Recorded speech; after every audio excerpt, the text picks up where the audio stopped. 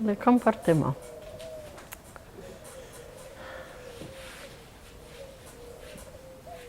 Si nous regardons seulement au mot, le mot comportement, il a un préfixe latin qui veut dire avec, C-O-M, et porter. Donc, qu'est-ce que nous devons porter par notre comportement? Vous le savez bien qu'à toute époque, l'humanité, à toute nouvelle époque, l'humanité reçoit des guides spirituels que nous appelons maîtres, instructeurs. Mais le mot maître a aussi une signification extraordinaire. Ça veut dire que ce sont des êtres qui sont arrivés à la maîtrise, à maîtriser leur propre matière, et c'est pour ça qu'on les appelle ainsi.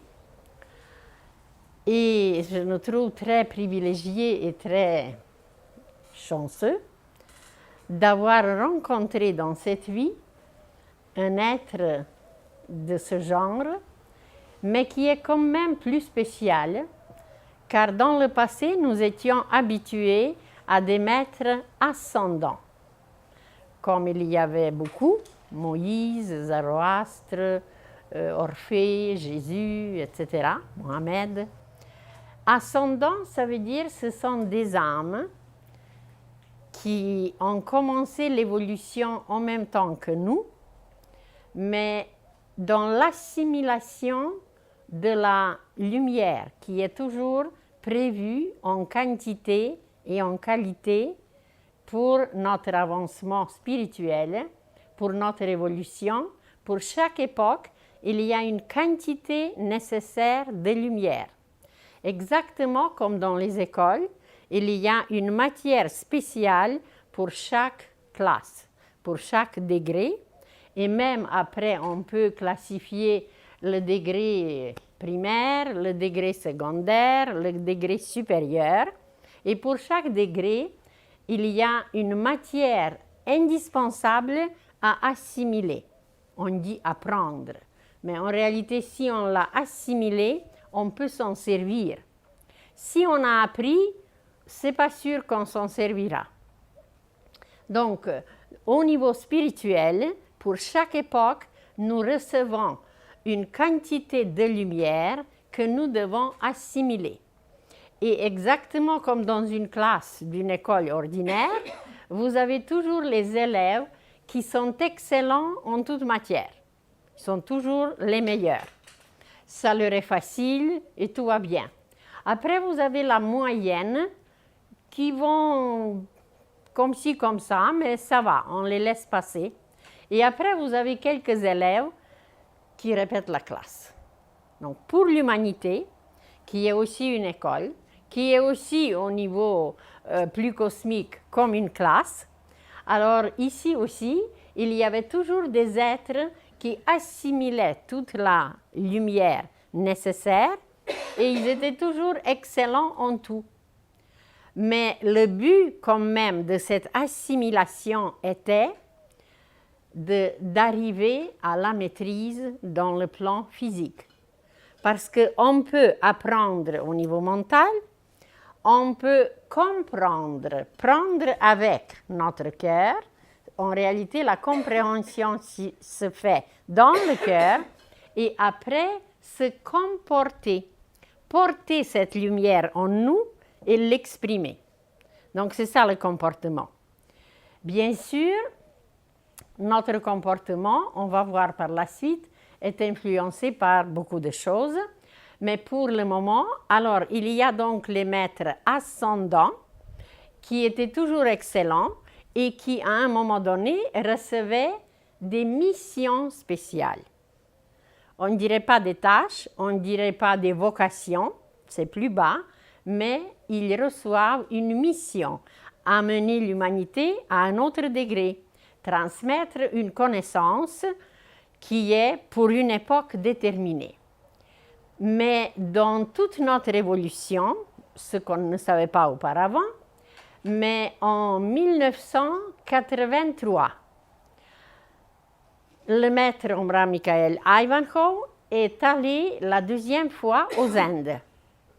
Et aux Indes, il a rencontré un des plus grands clairvoyants de l'Inde qui s'appelle Madrasi Baba. Et Madrasi Baba, à l'époque, avait 92 ans. Vous allez trouver l'image, la photo, dans l'album, le grand livre, là, avec les photos du maître. Madrasi Baba attendait le maître, comme en 89, Babaji l'attendait. Je ne sais pas si vous savez comment c'est arrivé, comment le maître a été trouvé. Babaji, qui était connu à travers Yogananda en Occident, c'est un des maîtres qui est arrivé à maîtriser parfaitement bien la matière physique, son corps physique, donc il pouvait se dématérialiser, rematérialiser, apparaître où il voulait, etc.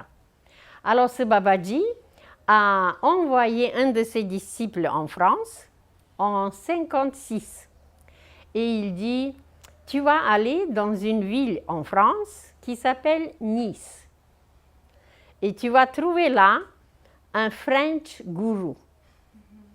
Il va être habillé en bleu marine et il va donner une conférence sur l'ail. Alors, il n'a pas donné de nom, d'adresse, rien du tout. Donc, le disciple se rend en France, c'est une des tâches pour les disciples, vous voyez. Et il trouve le maître. C'était apparemment un jeudi soir où le maître donnait la conférence. Alors, le disciple transmet le message. Alors, Babaji a dit: et tu lui diras que je l'attends aux Indes. Et 3 ans plus tard, le maître s'est rendu aux Indes où il est resté 1 an. On lui a révélé bien sûr beaucoup de choses et de Babaji, Babaji a donné la première fois dans l'histoire sa signature au maître et il lui a donné le nom initiatique Om Ram. Et la deuxième fois, le maître va aux Indes en 1983. Il fait le jeûne de 32 jours et il rencontre ce Madrasi Baba qui était apparemment très maigre. Et le maître dit: on s'est tellement serré que j'ai pensé de lui casser les côtes. Je ne sais pas s'il y avait les ostéopathes à côté. Alors, ce Madrasi Baba avait aussi une révélation à faire au maître et ça concernait 18 volumes qui existent aux Indes depuis 10 000 ans, qui s'appellent les Puranas. Et il y a 18 Mahapuranas, ça veut dire les grands livres, et il y a 5 petits. Et dans ces livres, on décrit un peu notre cheminement, la création du monde et le rôle que certains êtres jouaient et doivent jouer. Et dans 2 de ces volumes, peut-être même dans plusieurs, parce qu'il y a Shiva Purana, Markandeya Purana qui sont pour Melchizedek. Alors, c'est décrit comment l'âme qui habitait celui que nous connaissons comme notre maître, comment cette âme a été créée. Au début de tout notre cheminement, à un moment donné, il y avait une question: qui va nous guider pour tout le temps? Ça veut dire comme choisir un directeur d'école, mais pour de bon, pour tout notre processus évolutif. Et nos guides spirituels, ce sont les Elohim, ceux qui connaissent l'arbre de vie. Les Elohim, ce sont les êtres spirituels et le corps physique de cette sphère, c'est Vénus. Mais les Elohim ne peuvent pas s'incarner dans le corps physique. Ils ont atterri sur la Terre dans le plan éthérique à une époque très reculée. Et là où ils ont atterri, ça s'appelle l'île Blanche. L'île Blanche, qui est connue dans l'ésotérisme comme Shambhala. Donc Shambhala, c'est un genre de capital spirituel qui est l'extériorisation maintenant de toute la structure gouvernementale qui existe au centre de la Terre, au Nagartha. Et alors, les Elohim se sont adressés, parce qu'eux, ils sont responsables de notre développement spirituel, ils se sont adressés directement au Seigneur, qui s'appelle dans les livres Brahma. Alors, ils disaient, s'il vous plaît, nous aurons besoin de l'aide, nous avons besoin d'une âme qui va s'incarner avec les humains pour toujours, qui va les guider, qui va leur apporter tout ce qu'il faut et qui va les accompagner jusqu'à la fin de leur évolution. Et le Seigneur a dit, très bien. Alors il s'est concentré sûrement et il a créé par le souffle une âme, un esprit, une âme totalement pure, tout à fait prête à ce travail. Et le premier nom de cet être, c'était Anguirras. Anguirras, A-N-G-U-I-R-A-S. Si vous regardez les lettres, c'est un peu Agni inversé. Agni, c'est le feu. Et Anguirras devait apporter le feu comme élément aux humains. Mais il y avait une explication, petite explication, pour sa venue. Alors Brahma lui dit, c'est très bien. Alors je suis très content. Est-ce que tu acceptes cette mission? Tu auras à diriger l'humanité avec un but précis, d'amener ma conscience divine dans leur inconscient. Ça veut dire rejoindre deux bouts. D'amener ma conscience divine dans leur inconscience et de les amener, par leur comportement, à mon niveau, à l'amour divin. Vous voyez là? Donc, deux processus. D'abord, amener la lumière divine, la conscience, éveiller la conscience divine dans notre inconscient. Et notre inconscient comme système, c'est quel système? Le système osseux. Donc, imaginez amener la conscience divine dans notre système osseux, imaginez la maîtrise, imaginez le comportement à avoir pour faire ce travail, et ensuite amener cette conscience à l'amour divin, complètement au plan divin. Alors Anguirras a dit, c'est très bien, bien sûr, j'accepte avec joie ma mission. Mais, il y a toujours un mais déjà à l'époque, vous voyez. Alors il dit, mais, quand je vais m'incarner avec les humains, parce que la question était qu'il va s'incarner dès qu'il faut pour diriger les humains. Souffrir avec eux, savoir comment tout marche et leur servir de modèle, évidemment. Alors il dit, c'est très bien, je vais m'incarner, je vais faire mon travail, mais quand je vais être dans la matière avec un corps physique, il se peut que je vais oublier certaines de vos vérités. Parce que dans la matière, je vais subir les lois de la matière, gravitation, etc. Et ça me prendrait quelqu'un qui serait parallèlement avec moi sur la terre pour toujours, mais qui ne s'incarnera pas et qui sera le gardien de votre vérité divine. Alors le Seigneur dit, no problem. Il se concentre, vous voyez qu'il était bilingue déjà. Alors il se concentre de nouveau et il crée une autre âme. Et cette autre âme, nous la connaissons aujourd'hui comme Melchizedek, le roi de la paix et de la justice, qui ne se réincarne pas, c'est même décrit dans la Bible, qui n'a jamais passé par le corps d'une femme, malgré qu'il a pris le corps. Dans toute l'histoire, il a pris le corps physique, ça veut dire qu'il s'est matérialisé physiquement, visiblement, pour nous, 5 fois, dans des situations spéciales, mais ça, on va parler l'année prochaine. Alors, voilà, donc Melchizedek, parallèlement avec Anguirras, ont pris en main tout notre avancement, toute notre évolution. Bien sûr, Melchizedek aux Indes, il est connu comme Markandé, c'était un de ses premiers noms. Chez les Tibétains, il est connu comme Rigden Djeppo, un autre nom. Et notre maître est connu, par exemple, dans la théosophie, pas avec son nom, mais il est placé comme le maître des civilisations. Le maître des civilisations. S'il vous arrive de voir dans un des livres d'Alice Bailey, il y a une structure graphique, comment tout fonctionne. Alors vous allez trouver le nom du maître. Le nom du maître, ça veut dire dénomination, mais pas avec son nom. Et alors, depuis le maître Omraam, qui porte dans chaque époque un autre nom, dans les Puranas, il est connu par la suite comme Vashishta, qui a apporté aux humains l'air et qui était le maître de Ram, ceux qui connaissent l'histoire.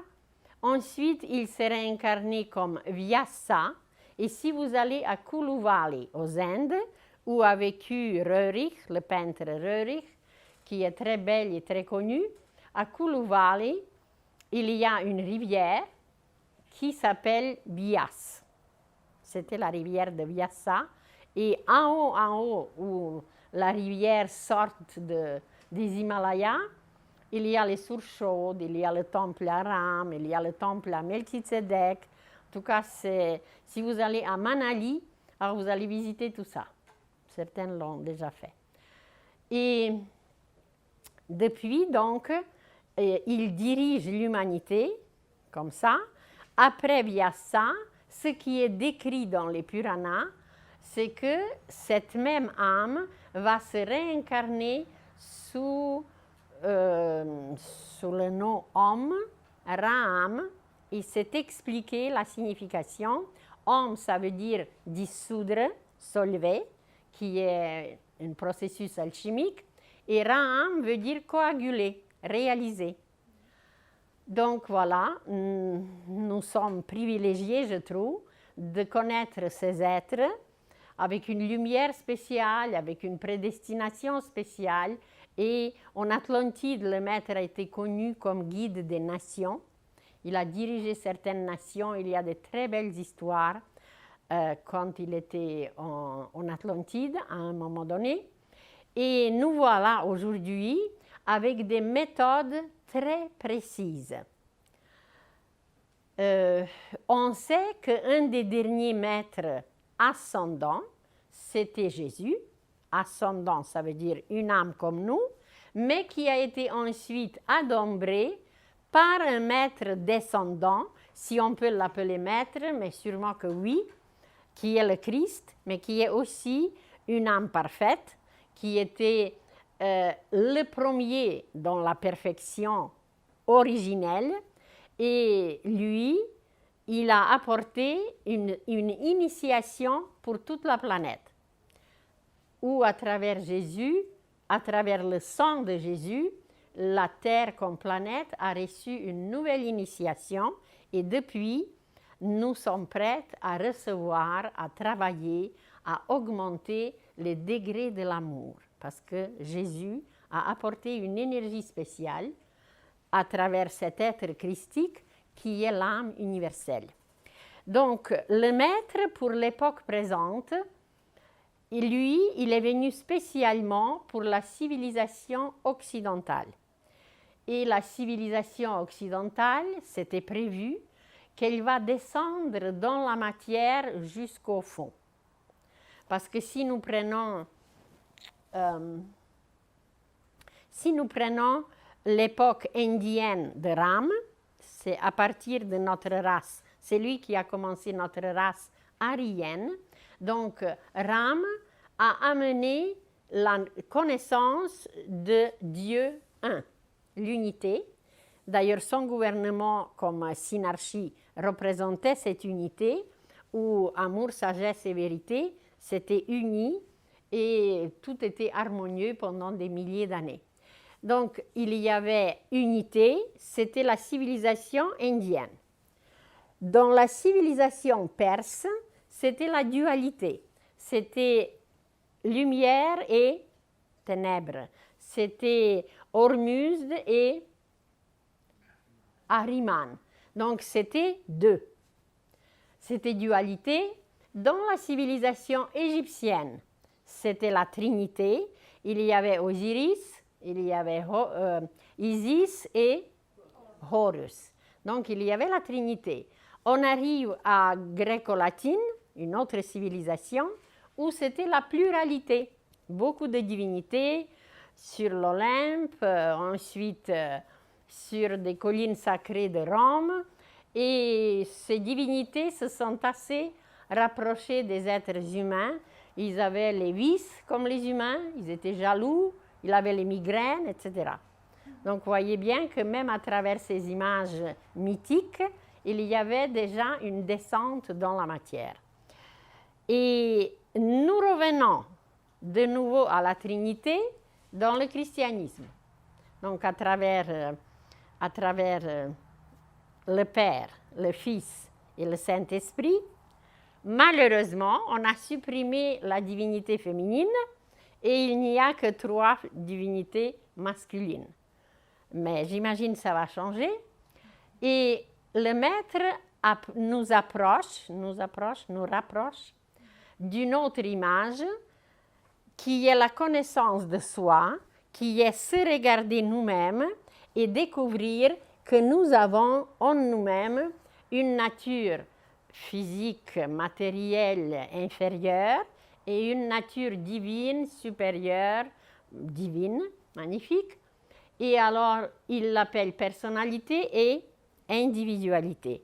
Personnalité et individualité, c'est encore une dualité, mais à travers le comportement, à travers les méthodes que le Maître a apportées, à travers ces méthodes, nous devons arriver à la maîtrise de la personnalité qui doit devenir une servante pour l'individualité, pour la nature divine. Il y a une très belle pensée du Maître qui dit « Celui à qui on donnera une matière pure ne sera pas certainement un grand maître. Au maître, on donne une matière tout à fait brute pour voir comment ils parviendront à la perfectionner. Donc, on vous donnera des chiffons, des ordures, et vous devez les transformer en confiture. » Donc, ne pas vous étonner qu'on a tout ce travail à faire. Donc, comment porter comportement, comment porter en nous ces énergies nouvelles, cette lumière nouvelle qui est prévue à partir de maintenant, parce qu'on entre dans un nouveau signe du zodiaque, ça vous êtes tous au courant et vous savez par cœur, on entre dans les signes du Verseau, qui est complètement différent des poissons. Et vous voyez que ça va en apparence dans l'autre sens, qui est le sens intérieur, initiatique des poissons qu'on termine. On ne va pas au Bélier, mais on va au Verseau. Alors, Verseau est lié à l'élément. Quel élément? Est lié à l'air et il est lié à une des planètes qui est la plus collective. Ça veut dire Uranus.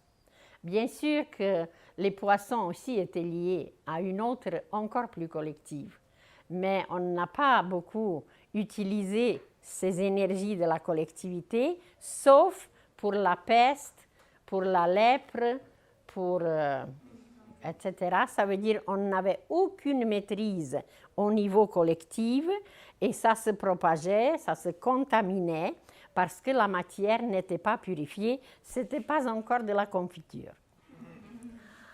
Alors, pourquoi présentement le comportement est à la première place et le maître Ombrand Michael Ivanhoe, dans son calibre des maîtres descendants, lui, il nous dit « J'ai mis le comportement au centre de ma vie. » Vous vous rendez compte? Et après, il dit « Le nouveau, c'est devenir un modèle. » Alors, si lui-même voulait être un modèle pour nous, ce qu'il était, évidemment, il fallait que le comportement soit au centre parce que c'est ce qui est visible. Les pensées, on ne sait pas encore les lire. Les sentiments, on ne les voit pas encore, malgré que les petites vagues ou les grandes vagues nous font rougir, pâlir, etc., changer de couleur. Mais ce n'est pas encore évident.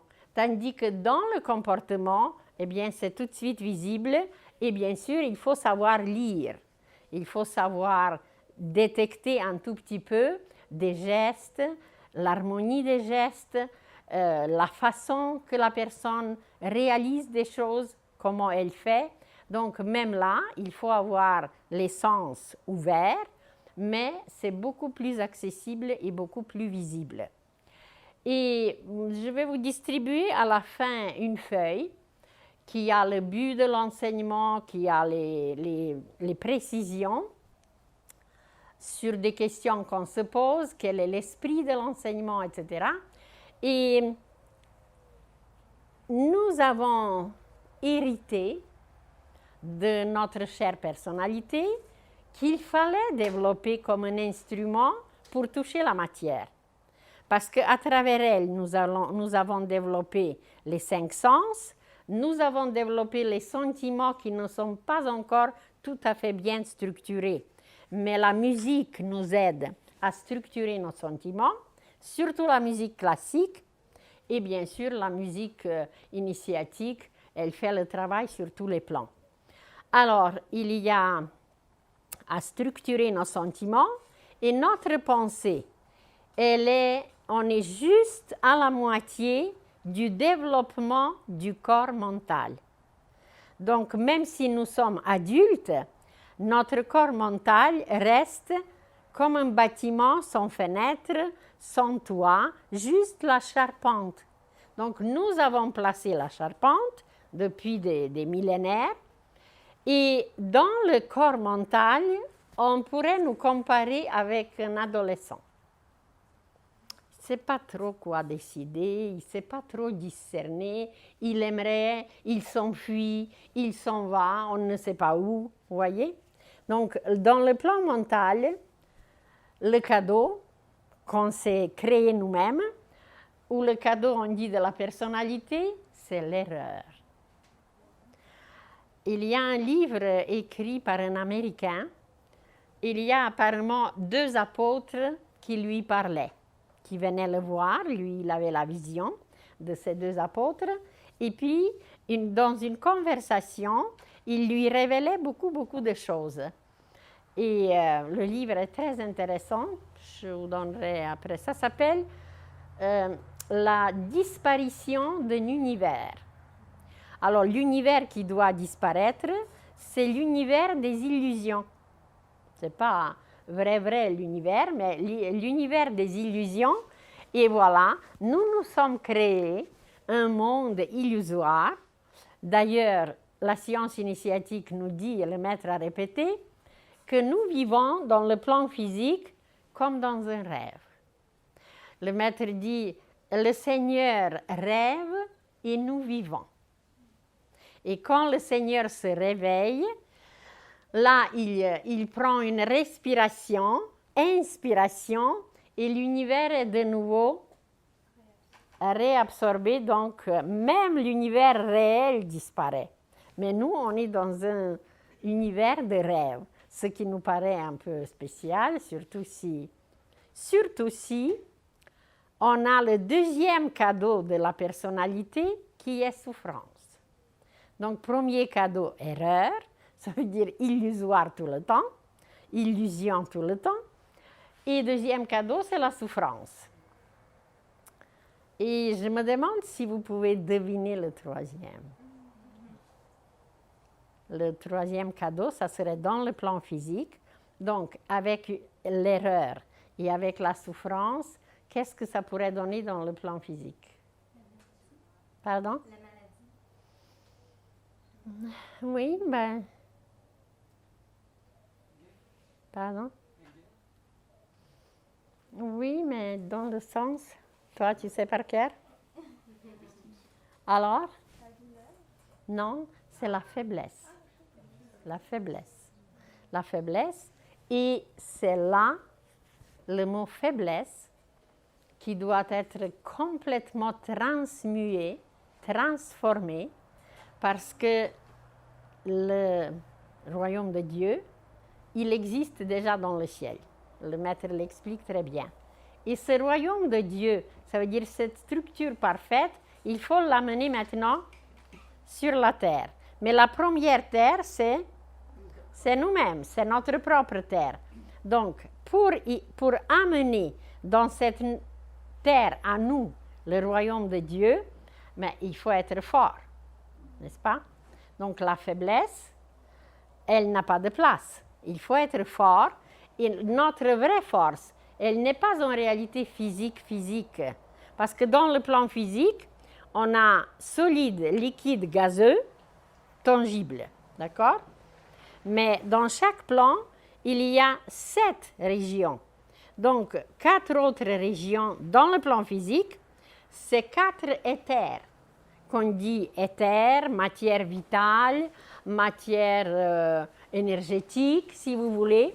Mais c'est toujours le plan physique. Donc, jusqu'à maintenant, d'accord, on est capable de déplacer matière solide. On est capable de verser matière liquide. On est capable de respirer, disons. Si on prenait quelque chose de plus, on peut dire gazeux, disons gazeux. Mais pour les éthers, tout se passe pour le moment inconsciemment. Et c'est dans cette inconscience physique des 4 éthers que nous allons graduellement, on a pour ça 4000 ans.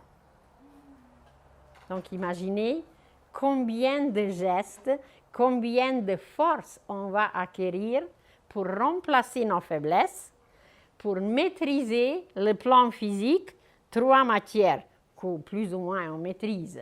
Parce que si on dit, je vous demande, est-ce que vous savez qu'est-ce que c'est l'avion? Qu'est-ce que vous répondez?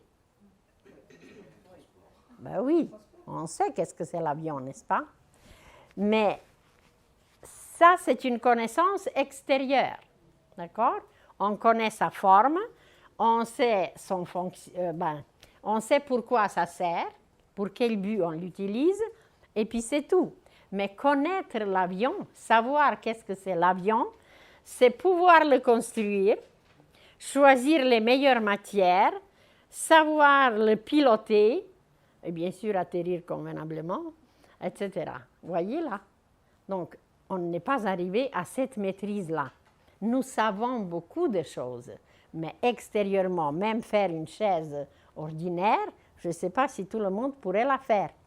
Alors là, les mesures, la hauteur, les proportions, et même ceux qui prennent les notes, marquez que même pour les objets physiques, tout ce qu'on va faire dans l'avenir aura les proportions du nombre d'or. Ce ne sera pas n'importe quelle maîtrise et n'importe quel petit truc qu'on va faire n'importe comment. Ça sera tout avec la géométrie sacrée, avec la connaissance des nombres, et imaginez avoir en tout les proportions avec le nombre d'or. Vous vous rendez compte?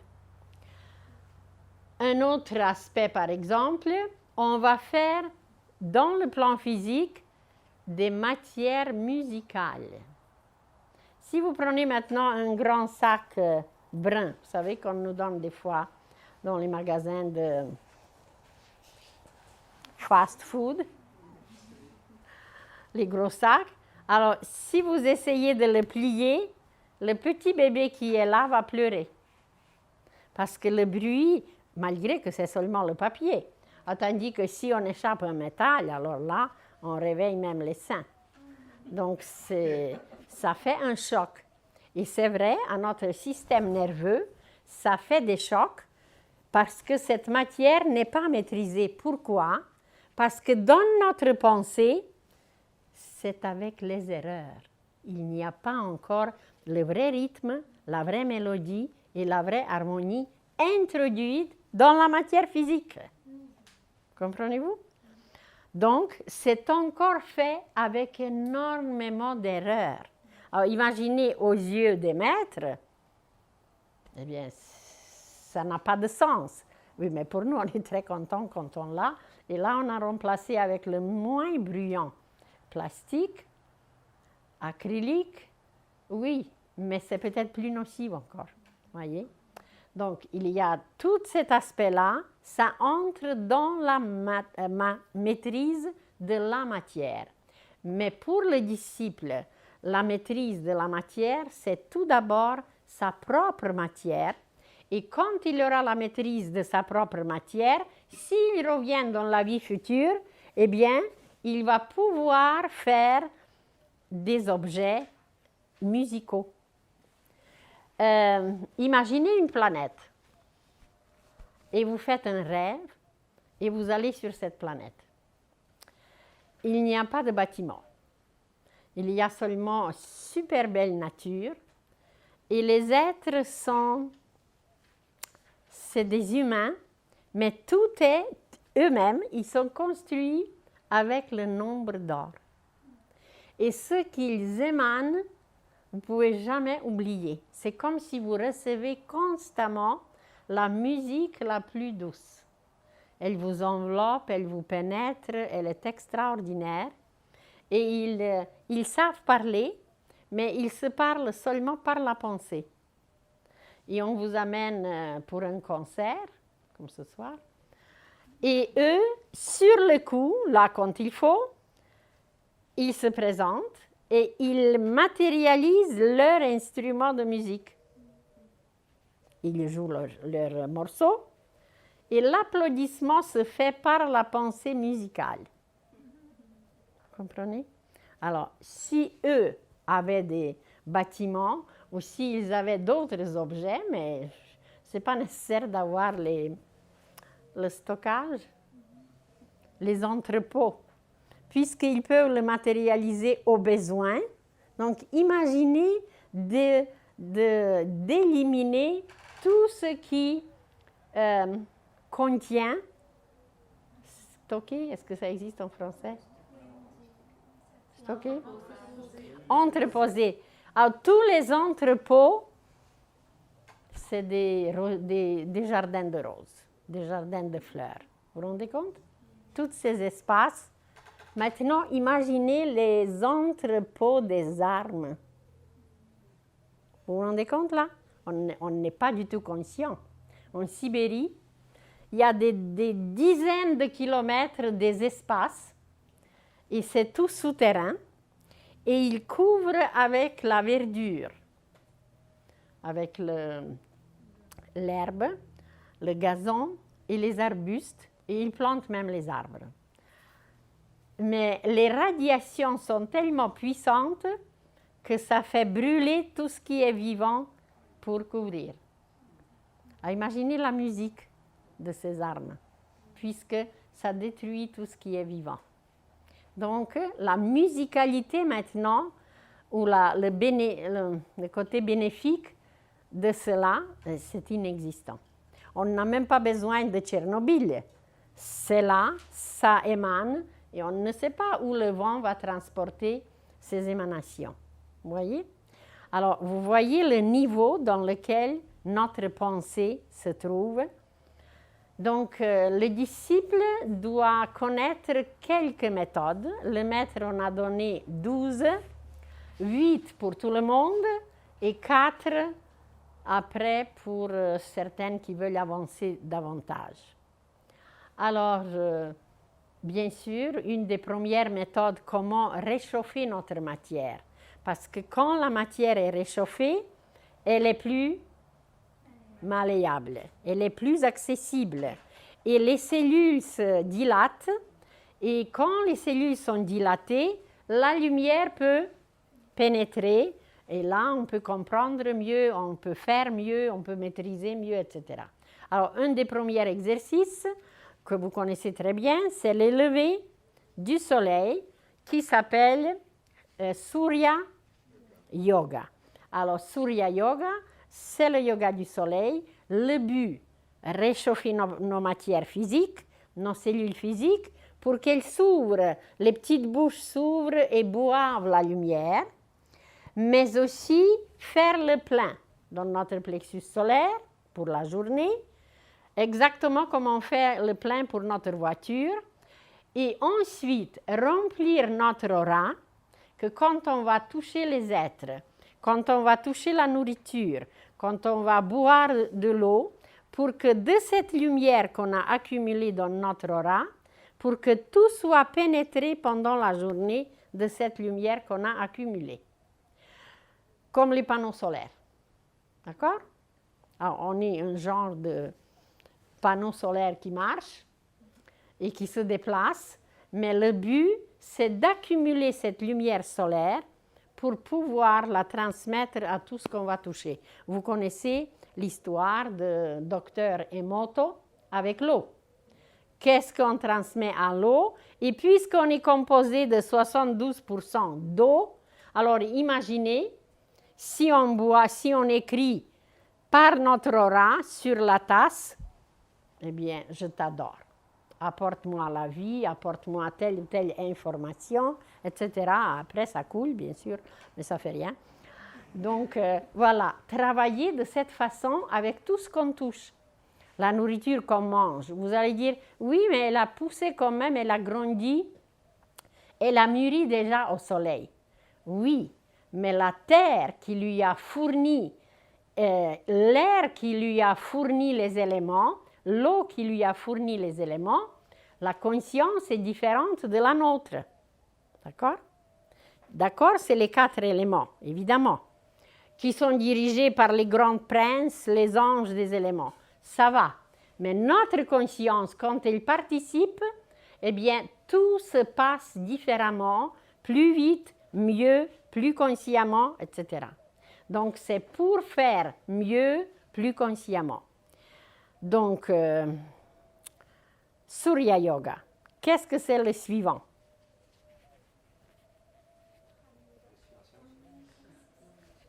Oui, ben, on respire. On fait même des exercices spéciaux. On peut l'appeler comment? Prana Yoga. Alors, Prana Yoga, c'est que chimiquement, on connaît la structure de l'air. La composition de l'air, on la connaît. Mais initiatiquement, ce qu'on connaît dans la chimie, ce n'est que la pelure de l'air, des petites particules d'air. Alors, c'est l'enveloppe. Comment est la formule pour l'air? Pardon? Ça n'existe pas?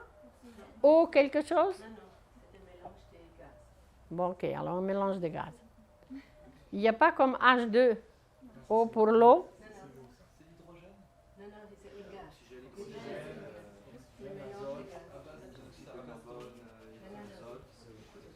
Ah bon, donc mélange, d'accord. Si on prend l'oxygène a une forme, c'est peut-être ça. Bon, en tout cas, c'est l'enveloppe physique extérieure, mais après, en dedans, il y a, comme dans l'œuf, il y a le plasma. Et ce plasma vivant, c'est ça le prana. Donc, c'est une deuxième partie, c'est comme la pulpe. Comme la pulpe de l'air, c'est prana qui est le plus chargé 45 minutes avant 40 minutes avant le lever du soleil et 40 minutes après. Donc, c'est de se charger, de se gorger de ce prana qu'on y va. Et pour les maîtres, bien, eux, s'ils y vont, dans le noyau de l'air, il y a Vidélina. Alors, pour eux, bien, ils peuvent rester 20 minutes sans respirer. Et puis, ils boivent Vidélina. Donc, imaginez que dans l'avenir, un disciple qui a maîtrisé bien ces matières, bien, il arrivera à ça. Vous restez 2 minutes au lever du soleil et puis vous avez Vidélina pour 3 vies. On va gagner du temps. Hein? Alors, donc, Vidélina est le cœur des petites particules d'air, sauf que on ne sait pas les capter encore, mais au moins on le sait déjà mentalement, d'accord? Et donc prana yoga si vous voulez, ensuite les exercices physiques, ça vous le savez, ensuite la danse sacrée qui est la paneurythmie. Bien sûr, les Bulgares, ils se rencontrent seulement pour 1-2 mois. Donc, ils dansent à Rila tous les matins. Nous, au moins, de temps en temps. Et seulement quand il fait beau. Ensuite, après, donc, on a combien? 4. Ensuite, chanter. Chanter, ça s'appelle, c'est quel yoga? Shapta Yoga. C'est yoga de l'avenir. On le connaît presque pas. Pourquoi? Parce qu'on ne peut pas encore chanter juste. Quand on aura le vrai rythme, quand on aura la vraie mélodie, sans jamais émettre un faux son. Erreur, de nouveau. Et donc, rythme, et ça va créer une harmonie extraordinaire. On rencontre même pas. On pense à quelqu'un qui est en Australie et par cette harmonie qu'on a créée, il est guéri, il est bien, s'il n'était pas au cas que ça existe encore, que quelqu'un n'est pas bien. Donc il n'y aura pas de wellness center, sorry.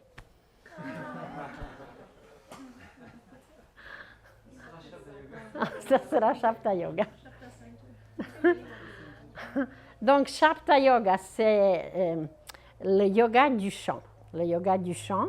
Mais, comme je vous dis, quand il y aura de moins en moins d'erreurs dans le plan mental, de moins en moins de souffrances dans le plan physique, astral, et de moins en moins de faiblesse dans le plan physique, eh bien là, on pourra vraiment chanter.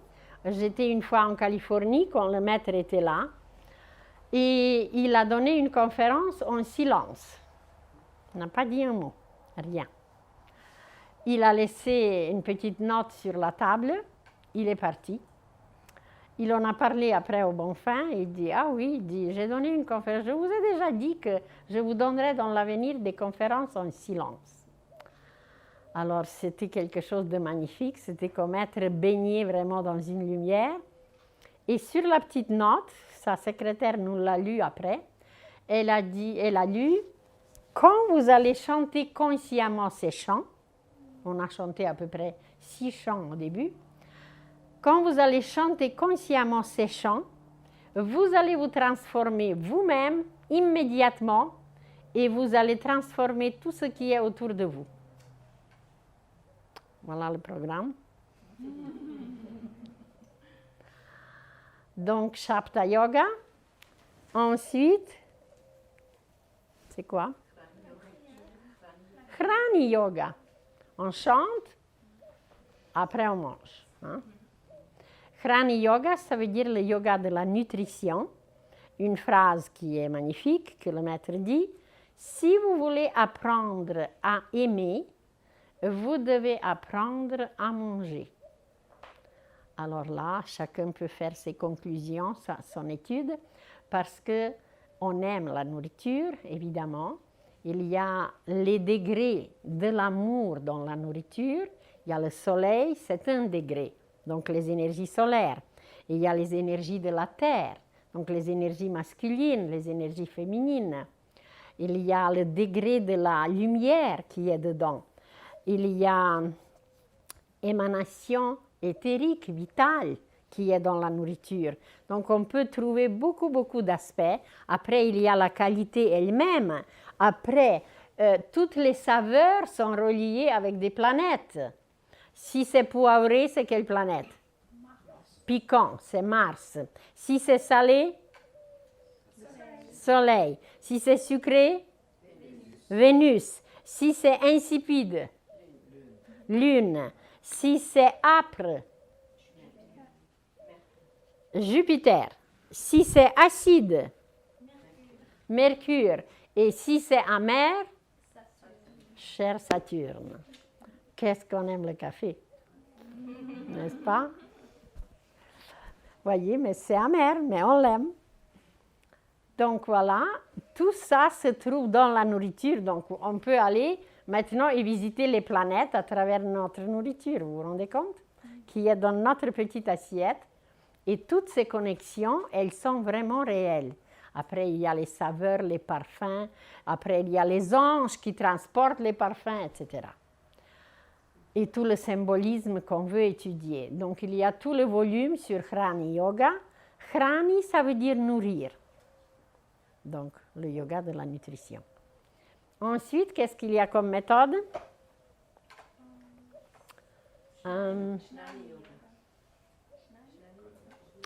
Oui, mais tout ça, c'est Jnani Yoga. Alors, le jeûne. Le jeûne, ça, c'est fast food yoga. Si vous demandez aux Indes où est-ce qu'ils vont, ils disent « Je jeûne, mais je vais au fast food. » Parce que fast, c'est le jeûne. Vous comprenez? Alors, donc, il y a le jeûne hebdomadaire pour nous, mais on peut le faire saisonnier aussi. On peut nettoyer, aider le corps à se libérer de certaines choses par le jeûne. Donc, pour l'instant, c'est une journée, donner le congé à tous nos petits ouvriers.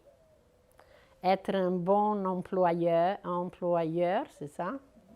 Et on fait congé à toutes nos petites cellules.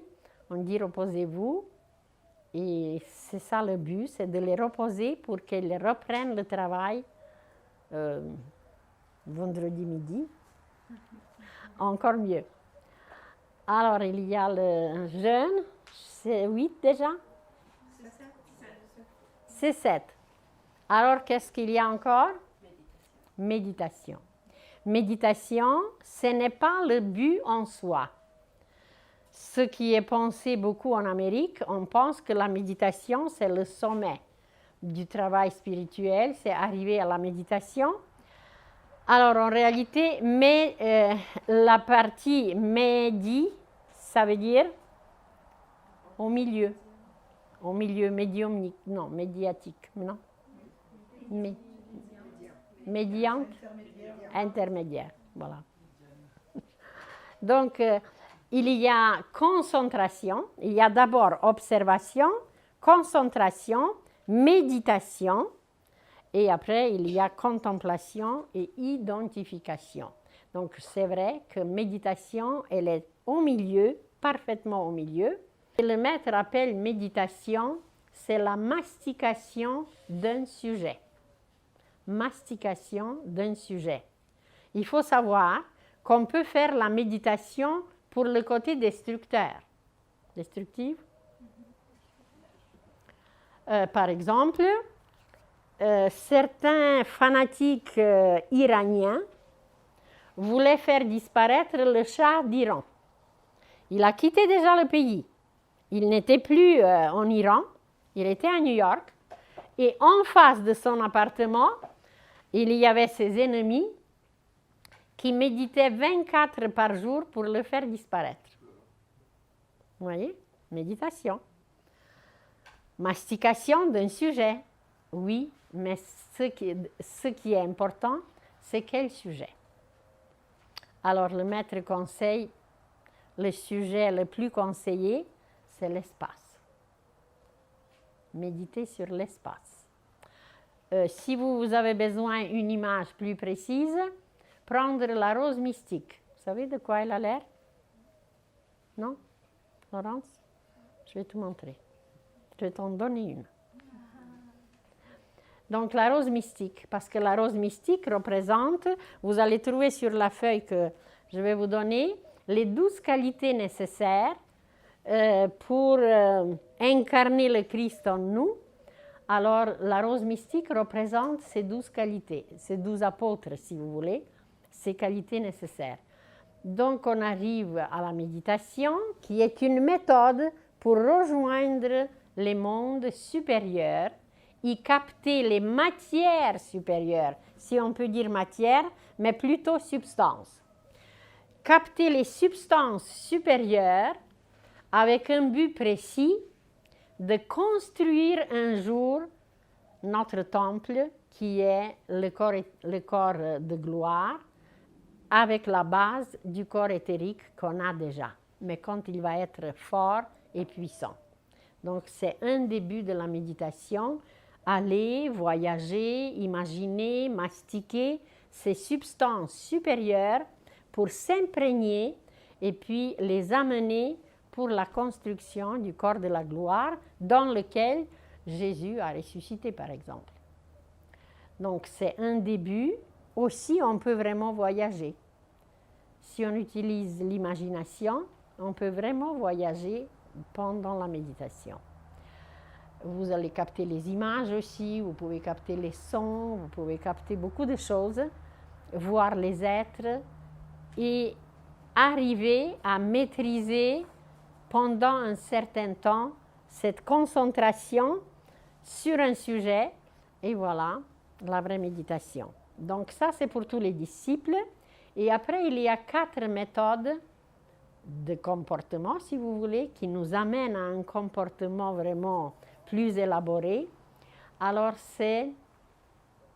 Qu'est-ce que c'est la première? L'étude des mystères. L'étude des mystères, c'est pénétrer dans le sens de tout. Dans le sens de tout. Pénétrer dans le sens de tout. Ça paraît mystère, mais quand on y pénètre, c'est très simple. Alors, par exemple, vous méditez longtemps sur la colombe. Et étudier la colombe dans le sens plus mystérieux, qu'est-ce qu'elle représente, d'où vient son âme, quel est le symbolisme qu'elle représente, comment dans l'alchimie la colombe représente un des processus alchimiques où on arrive à une pureté. Vous savez qu'il y a Scorpion qui se transforme en aigle. De l'aigle, on doit arriver à la colombe de Diane. Et de la colombe, on doit arriver à Phénix. Donc, toute cette étude des processus alchimiques liés à la colombe, eh bien, ça serait pénétrer un tout petit peu dans quelque chose qui est moins connu, qui est plus secret et qu'on appelle mystère. Mist, en anglais, c'est quoi? La brume, c'était caché. C'était caché à nos yeux physiques, mais comme on a d'autres yeux en dedans, alors ces yeux du dedans peuvent pénétrer à travers cette brume et aller découvrir qu'est-ce qu'il y a dans le mist. Le mist, c'est la brume. Oui, bon. Oui, bruyère, mais on ne voit rien à travers. Ensuite, donc l'étude des mystères, les énergies, par exemple, ce qu'on a dit sur le chant. Vous pouvez prendre n'importe quel sujet, le plus simple, le plancher, la chaise. La chaise, c'est toute une étude mystique, mystérieuse, mystérieuse, qu'on peut faire. Par exemple, où se trouve la chaise en dedans, en nous, puisque tout ce qui est à l'extérieur existe aussi en nous. Alors, pendant une de mes méditations, il s'est présenté toute une histoire des chaises et comment les chaises sont apparues et pourquoi en Orient on n'utilise pas les chaises et à l'Occident on utilise les chaises. Alors, toute cette histoire, je crois qu'il faudrait faire une brochure parce qu'elle est très intéressante. Et finalement, la chaise, c'est un prélude pour le trône. Parce que la 7e race va arriver à un degré d'évolution. Là, on approche la 6e. La 7e race va arriver à un degré d'évolution où vraiment l'Esprit Saint viendra siéger en nous. Mais où est-ce qu'il va siéger? Sur un trône, sûrement. Alors, le trône, dans le plan physique, c'est quoi? La glande pinéale. Et c'est par la glande pinéale que nous allons parfaitement équilibrer les deux principes en nous, et qu'on va devenir androgyne. Donc, vous voyez, la chaise, avec le temps, va devenir le trône. Au début, les chaises, c'était des petits tabourets avec des petites pattes de rien du tout. Et les nobles qui revenaient des études ou qui revenaient des guerres et qui étaient héroïques, les nobles recevaient des mains du roi un minuscule petit tabouret comme une reconnaissance de leur héroïsme, et la hauteur des pattes montrait à quel point il était grand, héroïque, etc. Comprenez-vous? Et alors, avec le temps, je ne sais pas si leur héroïsme augmentait, mais les pattes montaient. Si vous allez maintenant dans les bars, les pattes sont très hautes.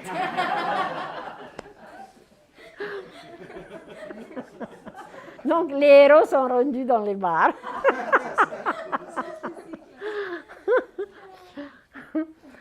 Et avec le temps, bien sûr, seul le roi pouvait s'asseoir sur vraiment le trône, une vraie chaise, quoi. Et tous les autres, mais jusqu'à maintenant, ils sont encore, vous allez dans les pays orientaux, alors il n'y a pas de chaise.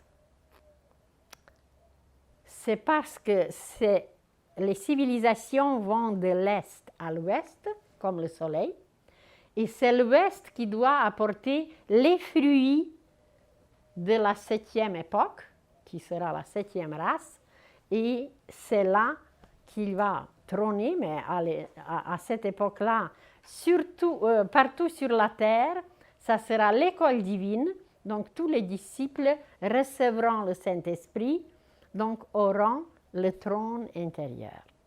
Donc ça, c'est étude des mystères. Vous allez découvrir, mais c'est absolument, ça paraît fantastique, mais c'est plus que ça, combien la chose la plus simple, mais a une signification cosmique, mystique, mystérieuse et tout ce qu'on voudra. Ensuite, après l'étude des mystères, il y a sublimation. Alors, dans la méditation, vous pouvez mettre dans la parenthèse prière, parce que la méditation est accompagnée, ou la prière est un genre de méditation, d'accord? Donc, méditation, prière vont ensemble. Il y a la méditation silencieuse, il y a la prière silencieuse, il y a la prière prononcée par la parole, etc. Donc, sublimation. Alors, en réalité, la faiblesse, on l'a acceptée parce qu'on ne savait pas comment utiliser notre puissance créatrice qu'on a en nous. Elle est divine, elle est illimitée, puisque nous sommes à l'image de Dieu. Donc, si on est à l'image de Dieu, si le chêne est puissant, c'est que la petite semence, elle a la même puissance que le chêne. Ça va? C'est logique? Voilà. Donc, nous avons la même puissance créatrice, mais comme on ne sait pas encore l'utiliser et même on la perd, cette force forte de toutes les forces, eh bien, c'est pour ça qu'on a la faiblesse. Et présentement, comme on est à la fin d'une civilisation, il y a un gaspillage de cette force créatrice à n'en pas finir. Dans l'éducation, dans la société, dans les familles, il y en a tellement qu'on ne sait pas quoi faire avec. D'accord, il y a une partie qui était utilisée pour la procréation et le reste, par-ci, par-là, un génie, par-ci, par-là, un Michel-Ange, pas très souvent. Donc, eux, ils savent comment utiliser cette force créatrice. Alors, ça concerne l'étude des chakras ensuite, et comment utiliser créativement, comment créer une journée de paix, d'harmonie, de musique. On peut le faire tous les jours. Donc, ça fait partie de notre comportement. Toutes ces méthodes, ça fait partie de notre comportement.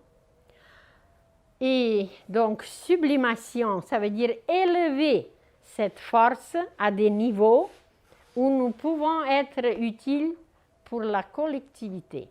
La collectivité, ça commence par la petite famille, le village, la paroisse, la région, la nation, le continent, etc. Donc, c'est là que nous utilisons cette force. Et par-ci, par-là, la correspondance est assez bonne où une personne va recevoir comme la distinction la plus élevée, prix Nobel, par exemple. Vous avez une femme formidable africaine de Kenya qui a décidé de planter partout les arbres. Et toute sa vie, elle ne fait que ça. Elle en a planté, elle a engagé plein d'équipes de femmes dans ce travail. Et voilà, elle utilise sa force créatrice pour embellir l'environnement, pour garder l'eau dans la terre, pour faire des choses magnifiques. Et voilà, elle était reconnue. Elle a reçu le prix Nobel. Elle s'appelle comment?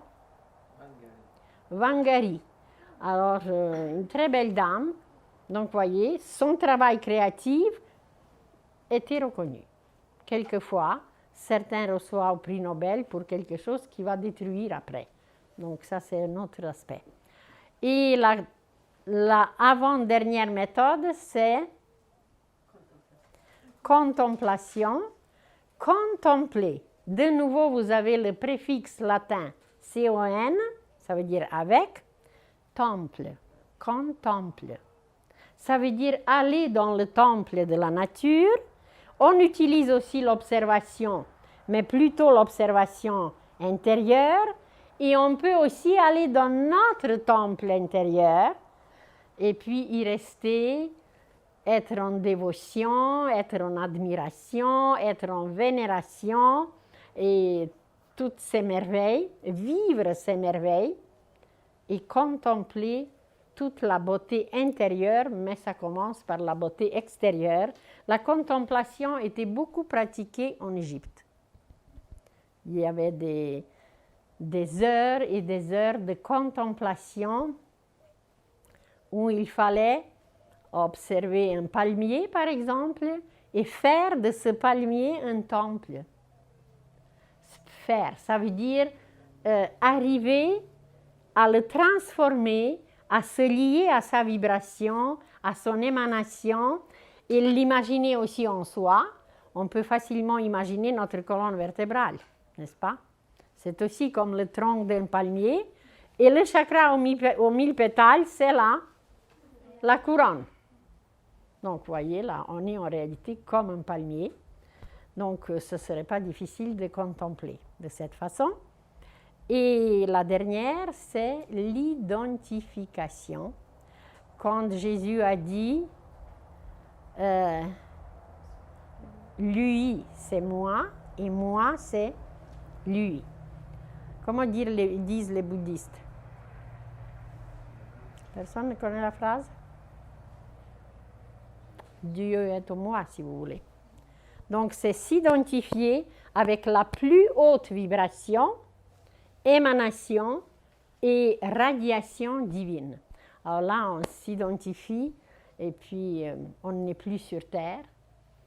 On est un être totalement spirituel, ce qui arrive à certains yogis. On ne peut pas les tuer, les serpents ne peuvent pas les mordre. C'est comme s'ils avaient bu l'élixir de la vie immortelle et c'est un début de l'identification. C'est comme si on absorbe des particules de cette vie divine, puis on devient invulnérable. Donc ça fait partie de notre vie quotidienne, ça fait partie de notre comportement. Il y a 12 méthodes à utiliser, on a 24 heures. Donc, imaginez qu'on a quand même 2 heures par méthode. Mais bien sûr que certaines méthodes, on ne les utilise pas nécessairement tous les jours. Et d'autres méthodes, eh bien, ne sont pas encore très connues. Mais ces méthodes nous amèneront un jour à la perfection. Ça, c'est le but ultime. Et ensuite, il y a une très belle phrase qui dit « L'idéal n'est pas pour être atteint. L'idéal est là pour nous rendre heureux. Donc l'idéal, c'est pour ça qu'il faut qu'il soit tellement haut qu'on ne puisse jamais l'atteindre, comme ça on sera éternellement heureux. Donc il est là pour nous rendre heureux, parce que sur ce chemin magnifique vers l'idéal, c'est que des découvertes et que d'émerveillements et que de contemplation, etc., etc. Voilà, donc le comportement quotidien, pour nous, il est pratique, il est faisable, il est concret, parce que toutes ces méthodes étaient vérifiées, revérifiées, vécues, revécues, et le maître l'explique que dans chaque vie, même si on avait toutes les qualités, quand on revient, il faut les reconquérir. Ça veut dire, dans une vie passée, on a monté Mont Everest. Mais c'était pour la vie passée. Si on revient, il faut reconquérir de nouveau, sûrement d'une façon nouvelle. On va savoir que Mont Everest a son esprit, qu'avant de s'y rendre, il faut passer par une cérémonie, qu'il faut parler aux entités qui nous y amènent, etc. Et obéir aux Sherpas, parce qu'eux, ils connaissent comment. Donc, c'est reconquérir chaque fois, et pour ça, ça nous prend les méthodes, même si on est rendu déjà quelque part plus loin, ça nous prend quelque chose de concret, un peu comme pour les enfants. Vous savez, quand ils vont à la montagne, eh bien, il y a le fil, et puis il faut suivre ça, et puis se rendre là, puis suivre tel rythme, etc. Alors, pour nous, c'est la même chose, mais c'est quotidien. On est libre de le pratiquer plus consciemment ou moins, mais au moins quand on le sait, alors là, le travail se fait joyeusement, bien, et puis on est heureux. Merci beaucoup.